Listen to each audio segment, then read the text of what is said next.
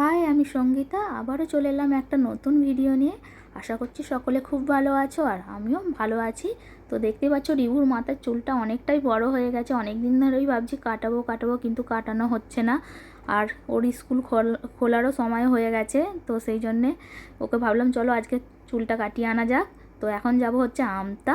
তো এদিকে দেখো পরের দিন আছে শীতলা পুজো, তো গান হচ্ছে মাইকে। রিভু ওখানে দাঁড়িয়ে দাঁড়িয়ে প্রচুর নাচছে, এখনও টোটো পাইনি। এখন একটু বসতে না বসতেই দেখলাম টোটো চলে এসেছে। তো আমরা আমতায় পৌঁছে গেছি। টোটোতে উঠে আর ভিডিও নেওয়া হয়নি। তো এখন 11টা বাজা, মানে প্রচণ্ড রোদ। তো এই রোদের মধ্যেই যাচ্ছি, কি করব, কিছু করার নেই। সব কাজ মিটিয়ে। আর দেখো এই দোকানটা একটু কাজ ছিল, এখানেই আমরা আসলে জামা ব্লাউজ সব তৈরি করি এই দোকান থেকে। তো এখানে দুটো ব্লাউজ নেওয়া ছিল, সেইগুলো আগে নিয়ে নেব। আর ঈদের জন্য সব জায়গাতেই প্রচুর ভিড়, তো এই দোকানেও ভিড় দেখলাম। তো ওনারা আছে কিছুজন, তো ওদেরকে ছাড়লে তারপরে আমাদেরটা দেবে। তো তারপরে চুল কাটার দোকানে যাব।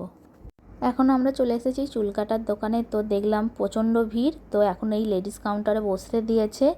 তো রিভুর সময় হলে আমাদেরকে ডেকে নেবে। আমরা ভেতরে বসে আছি। তো দোকানে প্রচণ্ডই ভিড়।